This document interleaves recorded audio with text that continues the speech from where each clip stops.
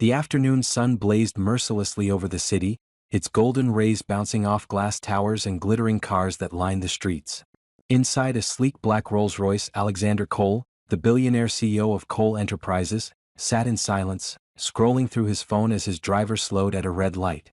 He wore his usual expression, distant, unreadable, a man whose fortune could buy anything but peace. Success had built a wall around his heart, brick by brick, until little could move him anymore. But fate had its own plans. Through the tinted glass, something unusual caught his attention, a small figure bending near a trash bin on the roadside. At first he thought it was just another street child. But then he noticed her bare feet, her small frame, and the soft hum of a tune she sang as she sorted through waste. She couldn't have been older than 6. Her tiny hands picked empty bottles and placed them neatly in a torn rice sack. Her clothes, a faded yellow dress with a missing button, fluttered in the breeze. Yet, despite her surroundings, there was something oddly peaceful about her, an innocence untouched by the harshness around her. Alexander frowned. Something inside him stirred, something he hadn't felt in years. "Stop the car," he ordered suddenly. The driver hesitated. "Sir?" I said stop. His tone left no room for argument. The car eased to a halt. Alexander stepped out, the heat wrapping around him like fire. People on the sidewalk turned their heads. The sight of a billionaire in a tailored navy suit walking toward a trash bin was something they didn't see every day. The little girl looked up, startled. Her dark, curious eyes widened as she clutched the sack to her chest. He crouched slightly to meet her gaze. "What's your name, little one?" She hesitated, then whispered, "Lila." "Lila," he repeated softly as if tasting the name. "Why are you picking bottles here? Where are your parents?" Her lips trembled for a moment before she managed to answer. "Mama's sick. She can't go to work anymore. I help her, so we can buy food." Alexander's chest tightened. He wasn't sure if it was pity or something deeper. The child's honesty, her soft voice, they reached a part of him he thought long dead. He glanced at the sack of bottles and back at her fragile hands. "You shouldn't be doing this. It's dangerous." Lila shook her head with a small, brave smile. "Mama says if we work hard, God will bless us. I want to help her get better." Her innocence cut through him like a blade. Around them, cars honked impatiently, and the smell of exhaust filled the air, yet all he could see was this little girl, standing tall despite her poverty. He reached into his wallet, pulling out a few crisp notes. "Here," he said gently, "take this. Buy something to eat." But she shook her head again, stepping back slightly. "Mama says not to take money from strangers." That answer hit him even harder. In a world full of greed, this little girl had honor. "What's your mother's name?" he asked quietly. "Amara Daniels. We live just behind the old bakery," she said, pointing down a dusty alley. Alexander's gaze followed her gesture. A narrow street lined with rusted roofs and fading paint. A place no billionaire would ever go. He nodded slowly. "All right, Lila. Take care of your mother, okay?" She smiled, showing a gap where a front tooth should have been. "Yes, sir." He turned back toward his car, but his mind was far away. As the driver opened the door for him, Alexander looked one last time through the window. There she was, small, determined, and full of light amidst the filth and noise. For reasons he couldn't explain, he told his driver quietly, "Take me to that old bakery. I want to see where she lives." The driver glanced at him through the mirror, surprised. "Yes, sir. Right away." And as the car rolled down the narrow, dusty lane, Alexander Cole didn't know that he was driving straight into the kind of love that money could never buy. The Rolls-Royce crept slowly through the narrow alleyway Lila had pointed out. The road was uneven, littered with puddles and broken stones. It was a world far removed from the billionaire's usual path. No luxury, no glass towers, no noise of ambition. Only the scent of damp earth and the echo of children's laughter from rusted rooftops. Alexander Cole leaned forward slightly, eyes fixed on the window. Every turn of the wheel revealed more: shacks of wood and corrugated iron, faded walls painted with time and hardship. For the first time in years he saw life stripped bare of pretense. "Stop here," he told his driver. He stepped out, his expensive shoes crunching over the dry sand. The moment he emerged, heads turned, whispers passed among neighbors. A man like him didn't belong here. He followed the narrow path Lila had described, until he reached a small room built with cracked blocks and a rusted zinc roof. A curtain of faded blue fabric served as a door. Outside, a bucket of water and a few washed clothes hung neatly on a wire. He hesitated for a second, then gently called out, "Hello?" A weak voice answered from inside. "Come in." He stepped through the curtain. The room was small but tidy, 2 plastic chairs, a narrow bed, a wooden table with a cracked lamp. The air smelled faintly of soap and palm oil. On the bed sat a woman, thin, beautiful in a quiet, natural way. Her dark skin glowed softly in the afternoon light that seeped through the window. She wore a simple cotton dress and tied a scarf over her head. Her eyes, weary but kind, lifted to him. "Good afternoon," she said, her voice calm but curious. "How can I help you?" For a moment, Alexander forgot how to speak. He hadn't expected her to be so composed, so graceful even in poverty. He began, clearing his throat. "I met your daughter earlier, Lila." Instantly, her face lit up. "Lila? Is she all right?" "She's fine," he assured her gently. "She was picking bottles. I was worried."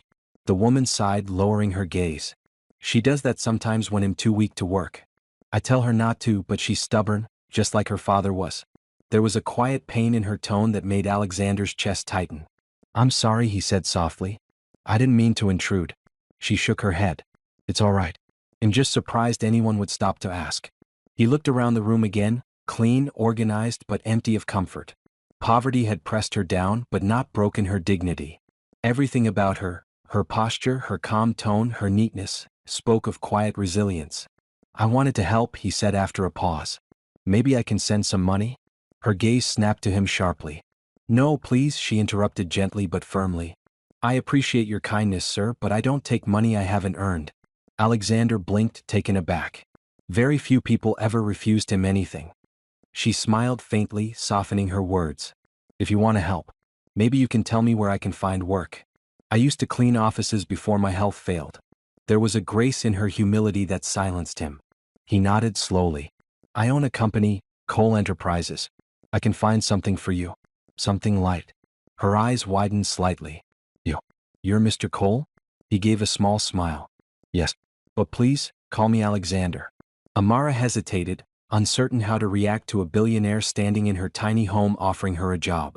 I don't know what to say." "Say yes," he said softly. "Let me help." Before she could respond, a cheerful voice interrupted. "Mama."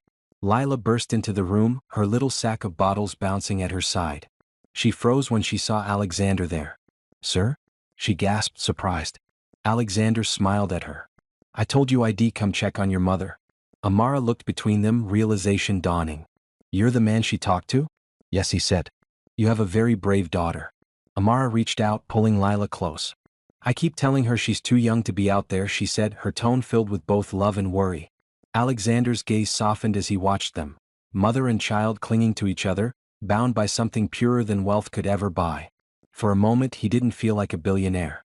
He felt human again. He reached into his jacket pocket and handed Lila a small wrapped chocolate bar from his car. Her eyes widened as she accepted it, beaming with joy. "That's from me," he said. "A gift, not charity." Amara smiled, shaking her head lightly. "You didn't have to." "I wanted to," Alexander replied, his tone gentle but firm. "And tomorrow, he'll send someone from my office to speak with you about the job. Would that be all right?" Amara hesitated, her pride wrestling with gratitude. Finally she nodded. "All right. Thank you, Mr. Cole." "Alexander," he corrected with a faint smile. "Good evening, Mrs. Daniels." As he stepped outside again, the evening sun painted the sky in shades of orange and gold. Behind him, laughter echoed, Lilith's laughter, pure and innocent. For the first time in a very long time, Alexander felt something warm in his chest. He didn't know it yet, but that simple visit would be the beginning of a love story neither of them could have imagined. The morning sun rose softly over the city, spreading golden warmth through Cole Enterprises' glass windows. But Alexander's thoughts were far from business. For the first time in years, he found himself distracted, not by profits or projects, but by the memory of a small dusty room, a gentle woman, and a brave little girl with a gap-toothed smile. He couldn't shake them from his mind. So, that afternoon, instead of heading to his usual meetings, he called his assistant. "Get HR on the line," he said. "There's someone I want to hire, part-time, light cleaning duties. I'll send her details myself." His assistant sounded puzzled. "Of course, sir. Who is she?" "Her name is Amara Daniels," Alexander replied, his tone quieter than usual. "And make sure she's treated with respect. She's important." By the next day, a car from Cole Enterprises pulled up in front of Amara's home. She was sitting outside with Lila, braiding her daughter's hair, when a woman in a crisp uniform stepped out and handed her an envelope. Amara blinked in confusion as she opened it. Inside was a letter bearing the official Cole Enterprises seal, an offer for a housekeeping position at one of their subsidiary offices, complete with fair pay, transport allowance, and flexible hours. Her hand trembled slightly as she read. "Is it from him, Mama?" Lila asked, eyes bright with excitement. Amara smiled softly. "Yes, baby." Mr. Cole kept his promise. Her eyes glistened, not from sadness this time, but from gratitude she didn't know how to express. The first day at work felt like stepping into another world. The building was tall and bright, its marble floors reflecting everything like glass. Amara walked in wearing a simple, freshly ironed dress and flat shoes. Her hair was tied neatly under a scarf. Despite her modest clothes, there was grace in the way she carried herself. When Alexander saw her arrive, he stepped out of his office to greet her, something he rarely did for anyone. "Good morning, Amara," he said warmly. She looked surprised. "You didn't have to come down here yourself, sir." He smiled faintly. "I wanted to make sure you felt welcome." Their eyes met, just for a second, and something unspoken passed between them. He watched her begin her tasks, wiping tables, arranging files, humming softly under her breath. There was calmness in her every move, a quiet strength that seemed to bring life into the dull office space.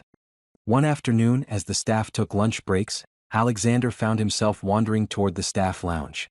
Through the half-open door, he saw Amara sitting by the window, eating a small pack of rice with a plastic spoon. She had packed half of it aside in a foil wrap. "For Lila?" he asked gently from the doorway. Startled, she looked up. "Oh, Mr. Cole." "Yes, sir. She loves rice, especially when there's stew." He smiled and stepped inside. "You don't have to call me sir all the time, you know." She hesitated, then smiled shyly. "Old habits die hard." He chuckled softly. "May I join you?" Her eyes widened slightly, unsure if he was serious. "Join me?" He nodded and pulled a chair. "Yes. I think the food tastes better with company." And so they ate, a billionaire and a poor woman, laughing lightly between stories. She spoke about Lila's dreams of going to school. He listened more than had spoken in years. When she laughed, it felt genuine, something rare in his world of fake smiles and empty compliments. By the end of lunch, he found himself wishing the moment wouldn't end. That weekend, Alexander visited their neighborhood again. He brought a small box, not of money but of groceries, medicine, and a set of school supplies for Lila. When Amara saw the car pull up, she rushed to the door, half embarrassed. "You really didn't have to bring anything." He interrupted softly. "I didn't bring it out of pity, Amara. I brought it because I care." Her breath caught at his words. He handed Lila a bright pink backpack. "For school," he said with a smile. Lila hugged it tightly, her little voice full of joy. "Thank you, sir. I'll read hard so I can be smart like you." Alexander laughed, genuinely, freely. "You already are, little one." Amara watched them, her eyes misting again. For the first time in a long time, her home felt alive, laughter echoing where silence once lived. That evening, as Alexander prepared to leave, he lingered at the doorway. Amara stood beside him, her fingers nervously twisting her scarf. "I don't know how to thank you," she said softly. "Everything you've done. It's more than kindness." He looked at her, really looked, and saw a woman of courage and grace, not the struggling single mother had first met. "You already have," he said. "Just by letting me be part of your life." Their eyes met under the soft orange glow of the setting sun. Neither spoke, but both felt something shift, a tenderness neither could deny nor explain. When he finally left, Amara stood at the doorway watching his car disappear into the dusk. Her heart was unsure, was it gratitude she felt or something more dangerous? And inside the car, Alexander's chest felt heavy yet warm. He told himself he was just helping her, but deep down he knew, kindness was no longer just kindness. It was becoming care. And care was the first step toward love. The night hung heavy over the glass tower of Cole Enterprises, a quiet storm of city lights reflecting off its surface. Inside the penthouse office, Alexander Cole sat alone, a glass of scotch untouched beside him. The room was dim. The only light came from the city skyline and the faint hum of the rain against the windows. He had spent years building empires, buying companies, and rising above his rivals. Yet tonight his mind wasn't on business. It was on Amara Daniels, the woman with soft eyes and a voice that calmed his restless thoughts. Her presence at the office had changed something in him. Every morning when she arrived, a gentle warmth filled the cold halls. Her laughter with the receptionist, her politeness, her care, it reminded him of a world he had forgotten long ago. A soft knock on his office door broke his thoughts. "Sir, are you all right?" his assistant asked gently. Alexander smiled faintly. "Yes, I'm fine. Just remembering." As the door closed, he walked to the window and stared into the dark rain. His mind drifted to his childhood, the sound of his mother's voice, the sight of her hands scrubbing floors just like Amara. She had worked herself sick trying to give him a better life. And when she died, Alexander swore he'd never be poor again, even if it meant losing pieces of himself along the way. He exhaled deeply, whispering, "Maybe success isn't everything after all." The next morning, sunlight spilled through the lobby as Amara arrived. She wore a simple cream blouse and a navy skirt, her scarf neatly tied. Alexander stood near the elevator pretending to check his phone, but his eyes lifted the moment she walked in. "Good morning, sir," she said softly, adjusting her handbag. "Good morning, Amara." His voice carried warmth that caught even her by surprise. "You're early today," he added with a smile. She chuckled quietly. "Old habits. I like to get things done before the rush starts." Alexander nodded, watching her disappear into the staff area, his heart doing something it hadn't done in years. It softened. Later that afternoon, he found her arranging flowers in the office lounge. "Amara," he called, and she turned startled. "Yes, sir?" "Drop the sir," he said lightly. "Just Alexander." She blinked in disbelief. "I can't, you're my boss." "Then think of it as a small break from work," he smiled. "Have dinner with me. I'd like to thank you properly for all your effort." Amara hesitated, glancing down. "Dinner? I don't think I'd fit into your world." He took a gentle step closer. "My world could use someone real." There was a pause, her heart raced, but his eyes were steady, honest. "All right," she said finally. "Just dinner." That evening, the city sparkled under a blanket of gold. Amara arrived at the rooftop restaurant, nervous in her borrowed dress, a simple peach gown that hugged her modestly. Alexander stood as she entered, eyes widening slightly. She looked breathtaking. "You look stunning," he whispered. She smiled shyly, tucking a strand of hair behind her ear. The table was set by the glass wall, overlooking the skyline. Waiters moved quietly around them, pouring wine, setting plates. For the first time, Amara laughed without fear. Alexander spoke not as a billionaire but as a man, telling her about his mother, about loneliness, about finding meaning beyond wealth. And she told him about her daughter, Lila, the bright light that kept her alive. By the time dessert arrived, silence had settled between them, but it wasn't empty. It was soft, full, alive. After dinner, they stepped outside to the rooftop balcony. The wind brushed gently through her hair. City lights flickered below like fireflies. Alexander looked at her, really looked at her. "You know," he said quietly, "when I saw you and Lila that day, I remembered my mother. She used to say, 'Love is the only thing that makes a rich man truly wealthy.'" Amara's eyes softened. "Your mother sounds like a wise woman." "She was," he said with a faint smile. The following week, the air inside Cole Enterprises felt different. The quiet, respectful atmosphere that once filled the halls now carried whispers, soft, sharp, and full of curiosity. It began with small things. The way Alexander greeted Amara by name instead of calling her Miss Daniels, the way he smiled whenever she entered his office, or the subtle kindness in his tone when he spoke to her. By the third day, the gossip had begun to spread like perfume through the air. In the lounge, two secretaries leaned close over their coffee mugs. "Did you see how Mr. Cole held the door open for her yesterday?" One whispered. "I did." "And he never does that for anyone," the other replied with a sly smile. Their eyes darted toward Amara, who quietly arranged files in the corner, unaware of the murmurs swirling around her. Her innocence made her an easy target. A woman with nothing but her dignity and a gentle smile, now the center of envy in a place ruled by power and status. Alexander, behind his glass walls, noticed the stares. He could sense the change, the unease, the judgment, but he said nothing. Late one evening, Amara stepped into the elevator, arms full of reports she had been asked to deliver upstairs. The doors were about to close when Alexander entered, dressed in a charcoal gray suit, sleeves rolled up, the faint scent of cologne surrounding him. "Working late again?" he asked softly.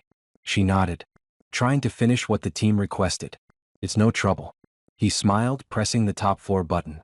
"You've been doing far more than you should. You're the most reliable person here."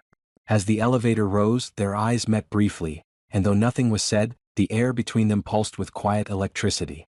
But when the doors opened, a few staff members waiting outside froze at the sight of them together. Their eyes widened. Whispers followed as soon as the doors shut behind the pair. By morning, stories had twisted beyond recognition. Some said Amara had been privately chauffeured home by the boss. Others claimed she was living in his guest house. Even the cleaner who shared the night shift with her looked at her differently now. Amara could feel it, the silent judgment. She moved through the building quietly, keeping her head low, her tasks done quickly, her smiles forced. But Alexander noticed. Every glance of discomfort, every forced smile, he saw it all. In the boardroom, the tension reached him directly. One of his directors, a sharp man named Douglas, smirked as he mentioned it. "Alexander, we've heard. Interesting talk about your new assistant. I trust the company's reputation is safe in your hands?" The words were coated with venom. Alexander's jaw tightened. "Rumors," he said coldly. "And people who spread them have too much free time." He stood, his voice calm but firm. "If anyone here values gossip more than results, they can collect their severance by the end of the day." Silence filled the room. The meeting ended abruptly.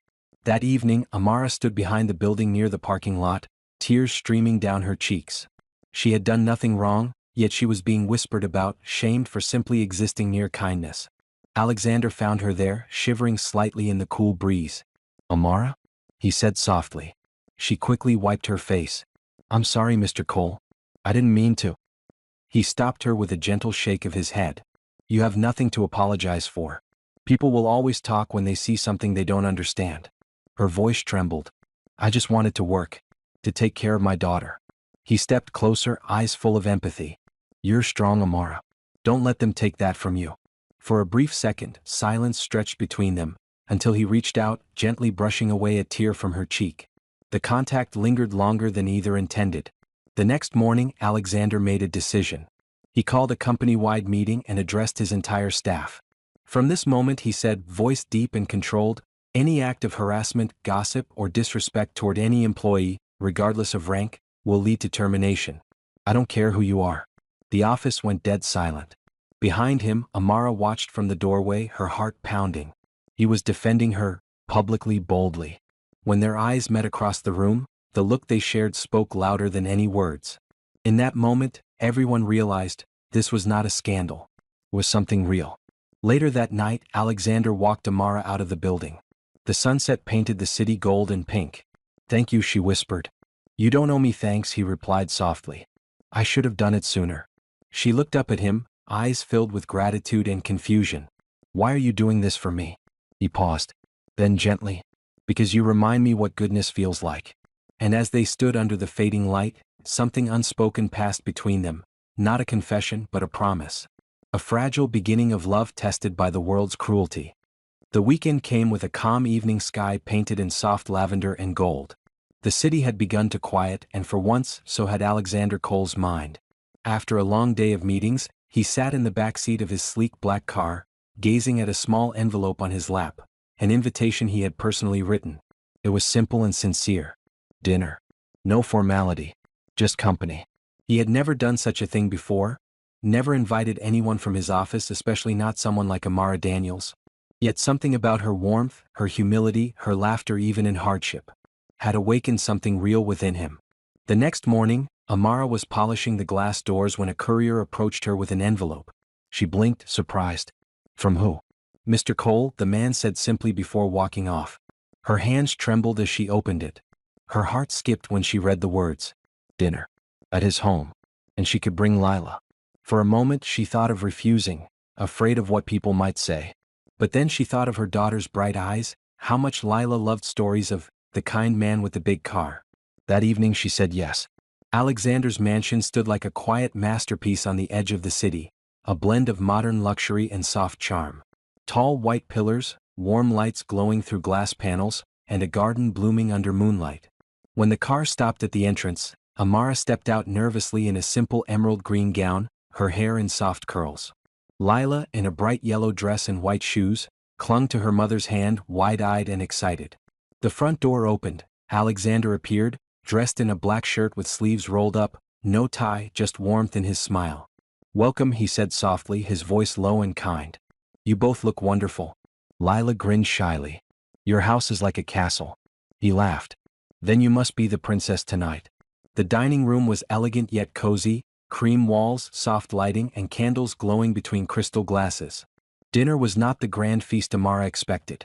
Instead it was simple: jollof rice, roasted chicken, and salad, homemade by Alexander's personal chef. I wanted something normal, he said, sitting across from them. Amara smiled. Normal feels good. Throughout the meal, laughter filled the room. Lila told funny stories about school, Alexander listened like she was the most important person in the world, and Amara's nervousness slowly melted away. For the first time in a long while she felt safe. After dinner, Alexander led them through the garden. Soft music played faintly from hidden speakers. The night air was cool and sweet with the scent of jasmine. Do you ever get lonely here? Amara asked quietly as they walked side by side. He looked at the sky for a moment. Every night. She turned to him, her heart tightening. But tonight, he added softly, feels different. Their eyes met under the gentle glow of garden lanterns, the silence between them rich with unspoken emotion. Mr. Cole, Lila's small voice called, breaking the tension. She held a white flower she had picked from the garden. This is for you. He knelt down, smiling as he accepted it. Thank you, princess. She giggled, her joy filling the air. Amara watched, the billionaire, always so composed, now kneeling in the grass before a child, smiling like a man rediscovering life. In that moment she saw not the powerful figure the world knew, but a man capable of gentleness, warmth, and love. Later that night, as Alexander walked them to the car, the air was thick with emotions unspoken. Lila slept peacefully in her mother's arms. Amara looked up at him, hesitant. Thank you for tonight, she said softly. It's I who should thank you, he replied, his voice warm but slightly trembling. For reminding me what peace feels like. They stood in silence, eyes locked, the kind of silence that didn't need words. When she finally entered the car and it drove away, Alexander stood at the gate, watching the tail lights disappear into the night. His mansion suddenly felt too big, too quiet again. But this time, the quiet carried her memory. Months passed like whispers carried by the wind. The city went on with its rush and noise, but somewhere behind tall glass towers and lavish gates, Alexander Cole's heart was changing quietly, piece by piece. He still sat in boardrooms and signed contracts worth millions, yet every time he closed his eyes, he saw Amara's soft smile and Lilith's laughter echoing through his mansion. He had built empires out of concrete and power. But now he longed to build a home out of warmth and love. It was a Sunday afternoon when Alexander's car rolled once again into the narrow streets where it all began. The same place he had first seen the little girl picking trash beside her mother. The air was hot, the road dusty, but the memories were vivid. Amara stood outside a small shop now, cleaner, brighter than before. A sign hung above, Lilith's Corner, Gifts of Hope. She looked up, surprised as Alexander stepped out of the car in his white shirt and dark trousers, carrying a small bouquet. Her breath caught. You came back, she said softly, disbelief flickering in her eyes. He smiled. I never really left. Lila ran out, now wearing a school uniform, healthy, cheerful. Mr. Cole? She shouted, hugging his leg. He laughed, bending down to lift her up. Look at you, princess. You're growing too fast. Amara's eyes glistened as she whispered, thank you. For everything. They walked together to a nearby park, quiet, breezy, golden with sunset light. Alexander sat beside her on a wooden bench. For the first time, the billionaire seemed unsure of himself. Amara, he began, his voice low, I used to think I had everything. But I realized something. He turned to her, eyes sincere. I was rich in money but poor in heart, until I met you and Lila. Tears welled in Amara's eyes. You changed our lives, Alexander. He shook his head. No, Amara. You changed mine. The silence between them was full of meaning. Then gently he reached for her hand, hesitant but true. She didn't pull away. The warmth of that touch said everything words couldn't. Months later, the garden of Alexander's mansion bloomed brighter than ever. Guests in elegant dresses filled the evening air with soft laughter. At the center stood Amara, radiant in a white gown that shimmered under fairy lights. Lila, now holding a basket of petals, danced around joyfully. Alexander took Amara's hand before the crowd and said, Once I saw a little girl picking trash to help her mother. I didn't know that moment would lead me to find the two greatest treasures of my life. Tears streamed down Amara's cheeks as he placed a ring on her finger. The crowd erupted in applause, not for wealth but for love found in humility. Years later, laughter filled their home, not just from Lila, but from two younger siblings chasing each other down the marble hallway. Amara's gentle voice echoed from the kitchen, and Alexander's deep laugh followed. Every photograph on their wall told a story, from poverty to grace, from loneliness to family. Alexander often stood by the garden window at night, watching the lights of the city below. He whispered to himself, "Sometimes, love doesn't find you in the ballroom. It finds you by the roadside wearing a simple smile." And every night, when Amara would walk up behind him and rest her head on his shoulder, he was no longer the man who owned the world. He was the man who finally had one. If you enjoy this story, please like and subscribe for more of the story. See you again in the next story. Thank you for watching.